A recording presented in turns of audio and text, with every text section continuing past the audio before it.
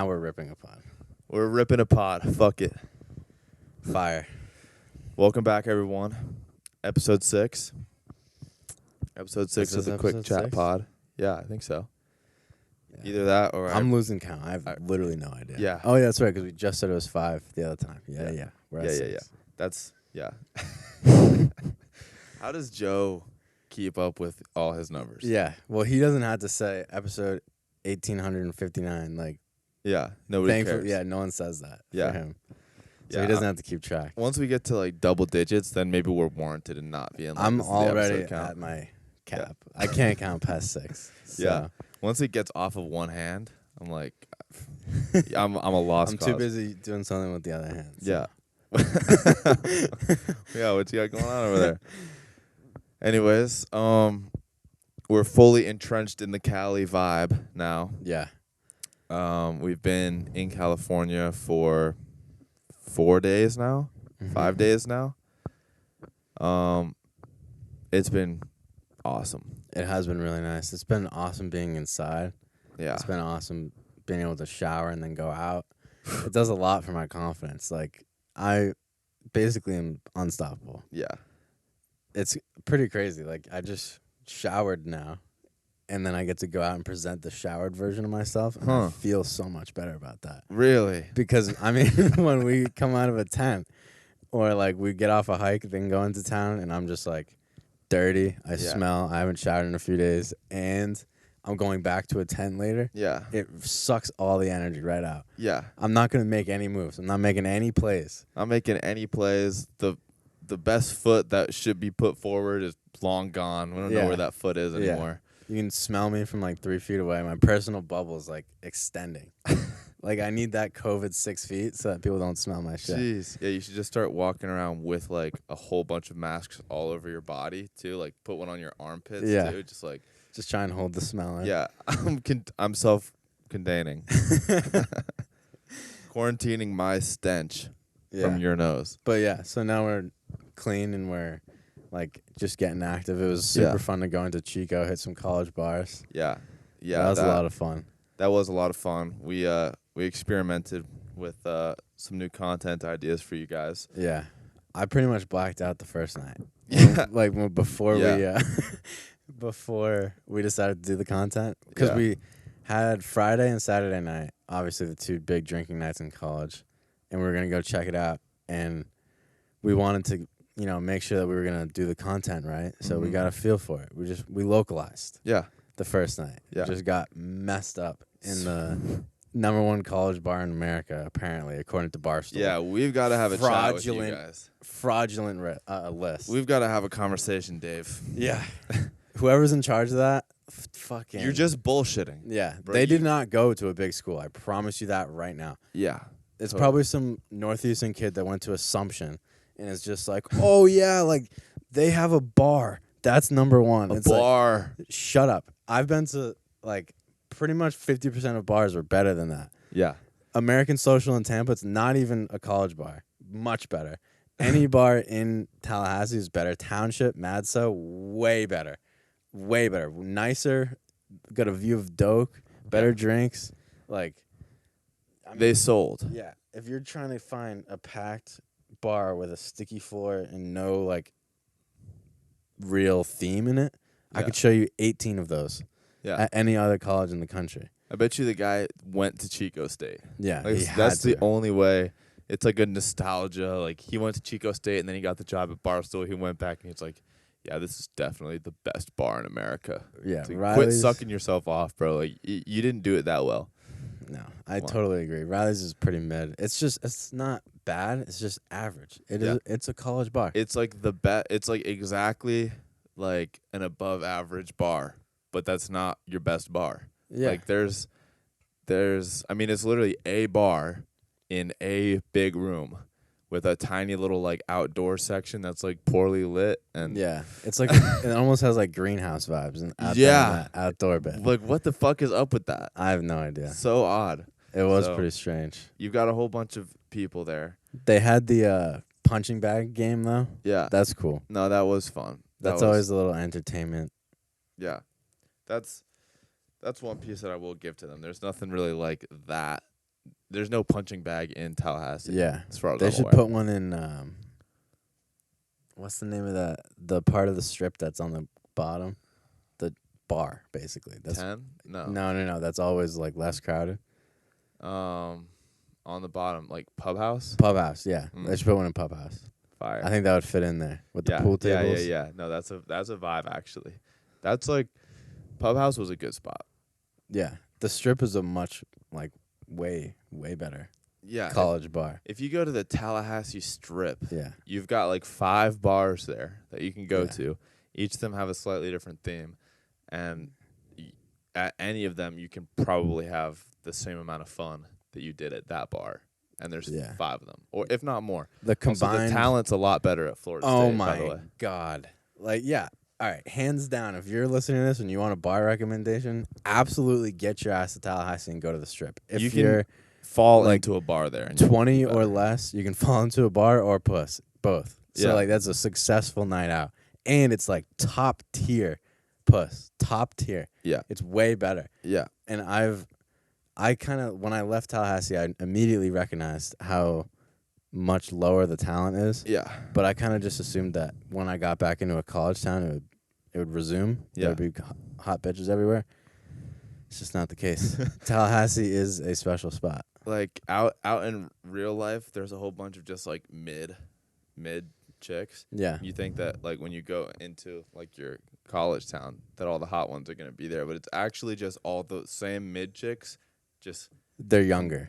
yeah, and they're concentrating around Yeah. one area. Yeah. Like they're all mid. I will say, like, future mid chicks, like 26-year-old mid chicks or 30-year-old chicks that are mid are decently attractive when they're 20, 22.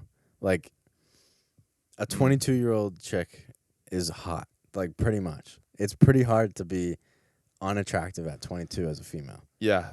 There are some that strive though. Yeah. It's But true. Yeah. And so, like, being around a college is still better than being not around a college, I guess is what I'm trying to say. But Yeah. Chico State is average. Like, I was looking back at the street interviews we did. It's mid. Like, those girls would not survive at Florida State. Isn't that crazy? But here, that's, like, pretty good, I would say. Like, not, like, the best here. Because we saw some chicks that were 10 or, like, 9s, 10s. Yeah. Some pretty good ones. But they're like on an island. It was rare. Yeah. Like, legitimately rare. Where in Tallahassee, it's like, you go out, you see 100 10s every day. Yeah. Every time you go out. It's so crazy, actually. Yeah. Damn. Now, like, looking back on it, it's like we're really cutting our teeth in, like, the hardest place to be attractive that it is. Yeah. For, like, college vibes as it goes. Like, you've got your, like, FSU, your, like, ASU, I'm sure, like, your, like, Southern California schools and, like, LA or whatever. Exactly. But other than those, like, handful of schools. Like, yeah, it's basically the big football schools. You look at the top 25. Bama. You look up at the top 25, that's where you should be going to school. Yeah. Straight up. Don't waste your time with another version of Especially college. what a joke it would be to pay like $60K and go somewhere where there's nothing higher than like a Florida 7. The top 25 are the best value schools, and they have the best chicks. Like, what are you doing not going to those schools? Yeah. I've been saying this since I decided to come to Florida State, and it opened my eyes. Because I was like, I'm picking this based off the fact that I want to go to football games. That never materialized. Yeah. Our team stunk, but I paid less than $10,000 a year for tuition, and there's bad bitches, and the weather's nice, and we lived in a dope place with a rooftop pool. Yeah. And I know people that are freezing their balls off right now in New Hampshire paying $40,000 a year, and it's like, what are you doing? Every part of that is worse. Yeah. All of that is so bad. So... Yeah, I mean, it's like it's like you like for me personally, I went to one of those college prep high schools. So it's like you come out of the college prep high school and you go into college and you're like, oh shit, college is like mad easy compared to what I was previously being up to. Now you go to Florida State, you're like trying to be like attractive, like good with chicks, or like able to have fun around people that are just significantly more attractive than the average rest of the world. If you can do that at FSU, like you just fall out of FSU and you're like, where's where's the competition? Yeah. Like I was used to playing against the Warriors, and now it's like you've just got me running games against the Chicago Bulls all day. Yeah. Like now Chicago Bulls nowadays. But Yeah. Not when MJ was around. not when MJ, yeah. Yeah, we basically like we just watched that Dream Team documentary. Yeah. We were playing against the Dream Team. Yeah, we were exactly. And now they're like, play against Argentina? Yeah. Like you want me to do this. It's the Team USA team now, led by like Donovan Mitchell and Marcus Smart. Yeah. It's like, no, you guys stink. Yeah. Just stop. Yeah. No, so that's been an eye opener. Coming back into society, I was like, just gonna look around, like enjoy all the hot bitches. It's like it's not a thing. Yeah. Yeah. It was still a lot of fun though to talk to those females. Yeah. For the interviews. It was cool. It was fun just to get sauced and let loose without the fear of bears coming to eat you. Yeah, facts. And like we just were messed up bar hopping the first night. Like that was great. That was a good vibe. It was great to I just get still banged don't up. even know what you mean when you said we went to a second bar. I don't know. I think you're lying about that. No, I swear to God. We went to another bar and this chick was like talking to us there. Oh, yeah. Oh, yeah. Yeah, she was trying to get some alcohol. Classic. Classic. I do remember that. And You're then we right. stopped and got some pizza. I forgot about that Yeah. until the morning. Yeah. It was a decent za. It was pretty good. It was like one of those like over seasoned pizzas where they just make up for their lack of good ingredients with just a bunch of like Italian seasoning, Bunch of basically. flakes on there. Yeah. Which is okay. It's good drunk pizza. But I ate some in the morning. It was they still cut pretty it good. into like 24. Yeah, tiny ass Like, slices. you see two grown men come up to you. Hey, can we get one pizza? Yeah, let me cut this into like 36 little slices. You know, I'm a big boy. I can handle my 8 cut. Yeah. Like, what the fuck? I actually really like you're gonna make me go into the box 32 times instead of 8? You fucking jackass. I actually prefer the like big flat slices. Yeah. When it's like thin pizza, like just a little bit of crust on there, and you can just like fold up like this blanket. Yeah. Like that's what I want. Yeah. That's the way it should be, man. I don't know what these guys are like. Even the 4-cut, you get the 4-cut Zaz. It's like, I mean, the pizza that big, yeah, it's not. You're not rolling with that. But 32, 24, whatever the fucking thing was. Yeah, a lot of slices. They were like these little like diamond. Yeah, it was like if little you have a bits. watch, Like it was a like slick. each of the 5 minutes, like checker timers. Yeah. It's like they want you to. God. Someone in there was using it for a math problem. Yeah. So that was a good time. It was good to get back in. But one thing we're going to the Redwoods next. I'm actually excited to get back into the woods though. Yeah, I'm excited to go back in the woods. Like reset into that for like another few weeks between that and Yosemite. Yeah, it's gonna be, I'm looking forward to doing it because it's those two spots, but being back here has 100% motivated me more than ever to like figure out how to get my own crib. Yeah. And just start vibing and doing this in a crib. Yeah. Way easier. Much better content. I'm just more like sociable and like trying to make content when I'm here. Doing like a comfortable vibe, kind of like I'm not. You can't really be doing that when you're in a tent. Yeah, it's true. It's just that's not your vibe. Like that's a solitude vibe where you're just working on yourself. Yeah. You come in here and I've been able to like apply some of the stuff I've learned, which by the way, massive improvement. Like I'm just way more relaxed and like happy and just good with myself. Like I don't need it's great. But well, where was I going with that? Yeah, so you come back into civilization and you apply what you learned in the woods, and then you can like be successful here. You can't really be successful in the woods. Yeah. Yeah. In the woods you're just indulging yourself in the solitude, basically. Which is an important part. You have to have that solitude, Mm-hmm. and you have to go through that personal work, and one of the ways to do that is go out in the woods. But in order to see real tangible results from it, you have to come into society and participate. Yeah. to be able to get things from the system, you have to participate in it. Yeah. Absolutely. Like and money is absolutely a part of the system. So if you want to be rich and whatever, it's basically impossible for you not to do that without. Money is very important. I'm tired of people saying money doesn't buy happiness and money is not important. It's true to a degree. Like, you can't rely on it. You have to be happy with yourself, but money allows you to live the life that you want. Yeah. Like, I can't do nothing without money. Yeah. Like, I'm not going to be able to sit around and chop it up with you or whoever have guests on if I have no money. No one's going to come do that with a broke motherfucker. That's right. So you need money. It's just a fact. You need to participate in the system, and it kind of goes along with what we were saying about Owen Benjamin.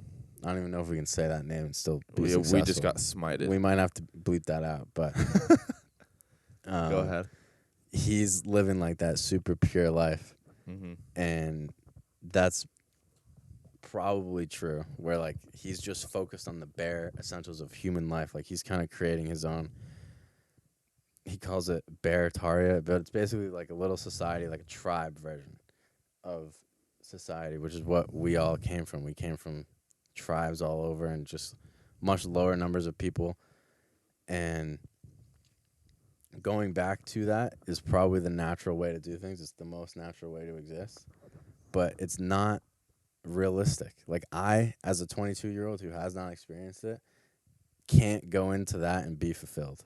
Like, I just need to experience, like, the fucking crazy life for a little bit. That's how I feel. Especially trying to do content. I'm not doing content and then not getting anything out of it and just, like, disappearing. It's not going to happen. I'm going to indulge. Like, you have to, I feel like. Yeah, I definitely see where you're coming from there, and I do agree. Like, the tricky part with it becomes, like, understanding how to, like we talked about it while we were in Glacier, walking back from, I think it was Cracker Lake, but talking about it's really about knowing how to pull the reins back in and say, okay, I've just indulged. Now it's time for me to go back to work. Now it's time for me to go back to the monk mode or however you want to call it. Yeah, 100%. But that's the key differentiator, and I think it's really difficult to do that if you are indulging. It's like I was talking with Charles, our friend, our buddy. Hopefully you're listening. Big Chuck, shout out. Yeah. But I was talking with him, and he was like, oh, with regards to in my life, smoking weed or consumption of alcohol or anything, it's like, you could try to make a reward system out of it. And then I told him, I think, honestly, you're just like playing with fire a little bit there, and I don't know if right now that's something that I'm capable of doing effectively. The good old reward system. Right. So, and then he got that. So thanks for getting that little nugget out of me, Chuck. But that's really what it is. Fire's fun. Fire's exciting. But if you play with it and you don't respect it, you could get burned unless you have a certain level of discipline and mastery. I'm assuming. Hundo P. And so, I've kind of felt, just to go back to what you were saying about being able to indulge and then bring yourself back to monk mode, I felt like that when I woke up this morning, and it's kind of a shitty transition period between going from doing nothing and really indulging in the comforts of home and all that. Like, we basically did nothing yesterday. I woke up, the games had already started because it was Sunday. So we were watching football, and it starts at 10 here. So I wake up at 10:15. There's already football on. I just go sit on the couch. The only time we left the house was to go get food. Brought food back here. Ate an alarming amount of buffalo chicken dip, salsa, yes, guac, and pizza rolls. So much. So, like, indulged. We indulged yesterday. Yeah, yesterday was an indulgence like and no then other. Peeling back from that and being like, all right, I have to get myself ready to go to the woods. Like, we had to pack up the car, make sure my clothes are clean, like pack my bags up, that kind of thing. Record stuff because we hadn't been really doing too much. But yeah, we got sidetracked with our friends visiting for about 4 or 5 days. Yeah, exactly. So this whole, starting pretty much from when we left Grand Tetons and our friends came through yesterday was just a real indulging time. And it was nice to just relax and not be on our grind as much. But today I started editing stuff. We're doing this podcast. We recorded the move. So, like, we're slowly getting back into the grind. Yep.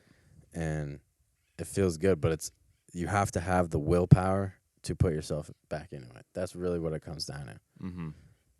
And it's a lot of willpower. It's like you're saying, it's a dangerous place to be because you need to have that will or else you're going to slip. Right. And that's really what, like, the next stage of my life is going to be. It's building that discipline and building that willpower through building daily habits and following through with them and sticking by my word, and a whole bunch of good practices that I'm excited to really start implementing. But that's the next phase for me, is control over the emotions and control over the impulses and all that, instead of just having to, like, because I can separate myself from all these things, and that's great. And if I can operate properly when I'm separated from them, kudos to me. But what does it all mean if the second I go back into civilization and I have all those luxuries available to me, if I cave? 100%. You need to be able to operate around the fire. Yeah, you got to design your life to be successful in a house. 100%. Yeah. And having the ability, like the discipline you're saying, to not just slip back into living at the standard as soon as you get into a house or into any sort of thing where you're not fighting for your life every day. Right. It takes discipline. It's kind of reminding me of our last conversation out in the woods. It was episode 4, how we were saying that the environment that we were in had kind of like forced us to have all this clarity and like discipline and responsibility. Right. And then we changed our environment, came back into the house, and immediately that was gone. Like the environment was no longer forcing us to be disciplined. And it allowed us to slip, and I slipped but aware. I was aware of the slip. I kind of purposely slipped because I was like, I'm in a house, like I'm going to relax and kind of like guilt-free relax. Yeah. And it was big because in our fucking just last podcast, we were talking about the difference between, or how hard it is to relax, because I just felt like shit, kind of. Yeah. Letting myself relax. And then what you had said, I think it was like Saturday going into Sunday, you're like, I'm planning to be nothing tomorrow. Yeah. I'm planning to be a bum on the couch. That is what is supposed to happen. And I think if you term it like that and you're good about what you've been doing, like we've been grinding and we've been growing a lot. So building in that day and having it truly be a designed day for nothing is important. Yeah. That is productive. Yeah. And there definitely is a lesson too. Like just to piggyback off what you said real quick, being in here and having all of that stuff slip away, like all of those kind of those initial, okay, I just ate, let me clean, pack up, set up the fire, make sure my tent's ready, all that stuff. Having all of those sharp instincts disappear basically once they were no longer necessary. It makes sense. That's how humans have been able to move the peg further into what they've supposed to been able to achieve, because they don't have these necessities holding them down anymore. But also just to maintain that disciplined piece and transfer it into new environments, because if you can have the discipline to clean your dish right after you finish eating and you're sitting around the fire, and because a bear is going to come if you don't. Right. And if you can maintain that same level of urgency, basically just in all action in your life, so that when you get here, it's not necessarily that.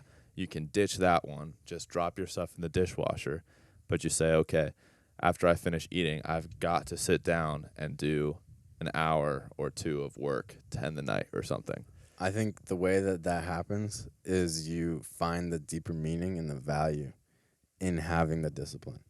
Like when you're out in the woods and you clean your shit because there's a bear coming, you're doing it because the bear it'll attract the bear, and that puts you in danger. Like there's I need to survive piece that's kind of motivating you. Yeah. But really, the benefit of that action is that you're on top of your shit and like it clears your mind. You don't have to worry about that anymore. You end that event completely, so you get to move on to the next one. So finding that value, which is not apparent, it's not the apparent reason for doing the action when you're in the woods, that can help you apply it in your regular life. Because when you're in your regular life and you're here, there's no bear that's going to come if you leave your plate out or you don't clean the pot from cooking or whatever it may be. Doing it, cleaning it will end the event. You no longer, dinner's gone, it's over. You get to move on to the next thing and you don't have to come back to it. You see what I'm saying? Does that make sense? It does. It does make sense. Instead of leaving dinner a little piece of you. Yeah. There's a little piece of that dinner always living in you Yeah. for every time that utensil sits there overnight. Yeah. You walk by, you see the pot out there, and you're like, oh, that's right, I got to clean that. There's a piece of your awareness that's always pulled by it. That's a really interesting angle to describe that. I like that a lot. Ending events. And that leads to mental clarity. It makes sense. It does. It reduces clutter. Like, you're just getting rid of all these, like, half-open tabs, basically. I was just about to make that analogy. It's like having a whole bunch of tabs open on your computer. Exactly. When you go to open up the new one, it's going to be jittery. It's going to be spazzing. You're going to type, and it's going to take 3 seconds for the letters to get on the page, and then by then you've given up or you've forgotten or you're bored or whatever. There's very few feelings better than right when you open up your computer and you're like about to like do a project or like really just get into like some deep work. Yeah. And there's all this leftover stuff from last time. You delete it all. And you start from a clean slate. You immediately just feel better. Like, I can go wherever I want. Yeah. Yeah. It's great. That is a good feeling. Cleaning out all the tabs. Yeah. So definitely been a great time being here in a house. Definitely are some lessons that are being learned. It's been valuable. And I'm just excited to keep the ball rolling. This is a great example of going through events with awareness and like witnessing the unfolding, like I've been saying. An unaware or not present person would not have found the meaning in coming home and being in a house. Like, we're not in the woods anymore, but we're still doing the same amount of growth because we're just aware and like not dissecting, but just finding the meaning in events that are happening and thoughts that we're having, feelings. Definitely. And just being aware of your feelings and taking note, having it be just a conscious process rather than everything being unconscious. Yeah. It's good to see that we're just like that now. Yeah. It is definitely nice. I agree. I mean, just to like, it's always nice to sit down and have a chat, but to have them always be this productive regardless of the environment, and even to have your own like personal mental conversation that you're having with yourself throughout the day, be productive and focus on finding the lesson in everything, even when, like you said earlier, the lesson isn't as clear or it isn't as apparent. Yeah. Or there isn't like as much of a point that has to be discovered. Like, if you're out in the woods and you leave your plate out and it's messy, like, you have to learn not to do that. Like, if not that night, the next night, or something bad is going to happen to you.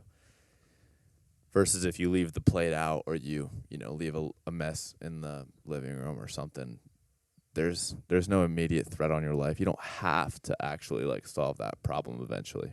Like, it's just something like, do you find the value in solving it? Because there is value there. Absolutely. There's value in everything. I think that's kind of the point of life I don't think that's the point of life. In my opinion, the best way to live your life, and the only way that makes sense to me, is to constantly be in the pursuit of your best self. And the only way to constantly be in the pursuit of your best self is to be aware of how you're feeling and what lessons there are and what you can learn and how what happened made you feel.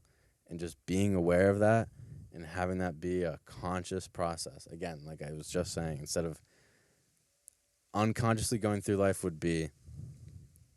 it's kind of just that it's the automatic responses that we tend to have just as humans. It is a valuable thing because it frees up our mental from monotonous, like, everyday things like, hey, how are you? Good. That's all unconscious because that's just like a automated response, basically. Mm-hmm. But moving your daily habits and your feelings and your thoughts into your conscious awareness is literally being in the pursuit of your best self. That's work. Yeah.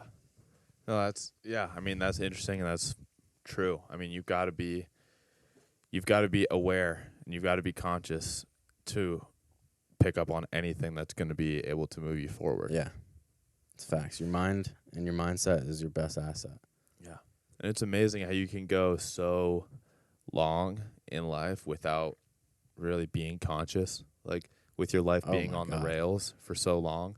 Like we had that conversation before where it's like if you do the traditional high school, college, get a job, like right out of college, I mean, maybe you could consider the job being like your own personal pursuit, but at least up through college and graduation, your entire life has been decided for you, essentially. You might have been able to choose which colors your college was, you know, maybe what city you lived in, but you were going to high school, you were going to college, and you've never actually had a real opportunity to like make a decision for yourself.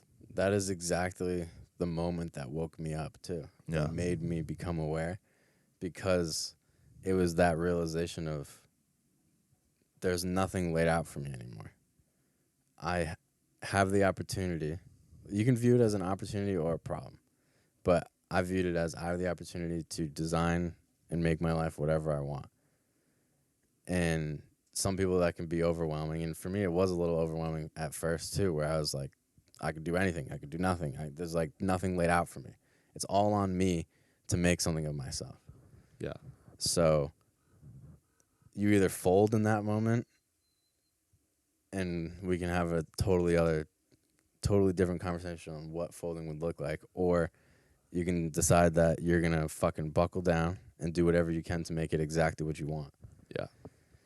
And I mean, I'm the one sitting in California on a road trip, so I think I'm the one that made it how I want.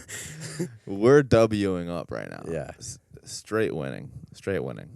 So that's another common theme that's been cropping up, which is kind of along the same vein, is if you want to be in the 1% of people, you've got to do what the 1% of people do. And big facts. So when you come up to a conclusion, or you come to a fork in the road and it's I can do this or I can do that, honestly, genuinely take a look at what the majority of people are doing and what the other alternatives are, and decide why, decide what they're all doing and decide why they're doing it, and then see which path you want to take. You gotta take into consideration that the majority might be wrong, and or the majority might be right for themselves. They might have different intentions. You know, some people genuinely do prefer security to freedom and a feeling of exhilaration. Dude, I am not knocking that anymore. Yeah.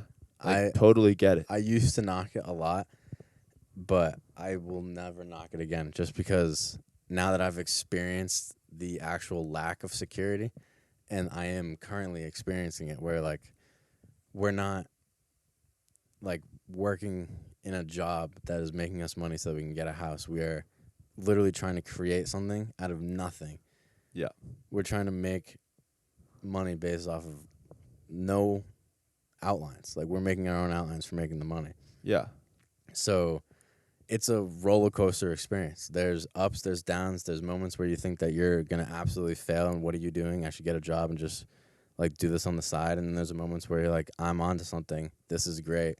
I love doing this. I feel more present now than ever. But like riding that ride is the definition of not being secure. And I can understand why you would just want to be like constantly just like, I'm going to have a house to go back to. I'm going to be comfortable. Like, there's definitely something to be said. I used to knock it a lot. I used to be like, oh, how could you ever do that?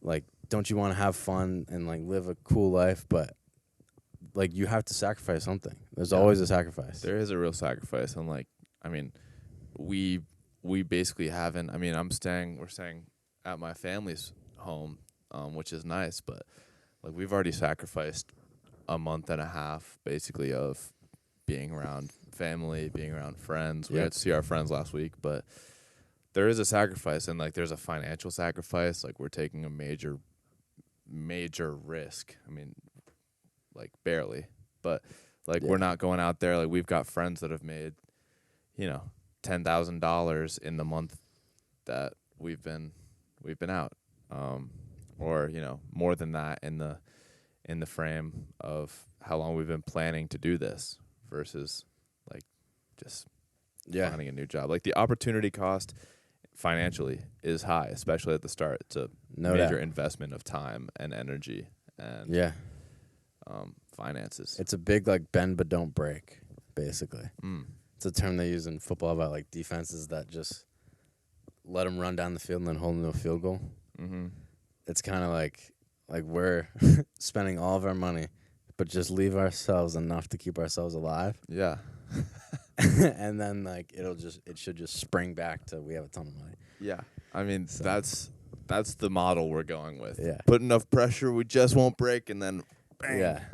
Spectrum broken. There's so many stories though of like successful people that are trying to do what we're doing, where they get to the point where they're about to break or they're breaking, and then that's when it hits. Like I was listening to an interview with John Krasinski, the guy from The Office, and he moved to New York to become an actor, and he gave himself 2 years. He made an agreement with his mom. He was like, she made him agree that if in 2 years there's no semblance of success with this, then you call it quits.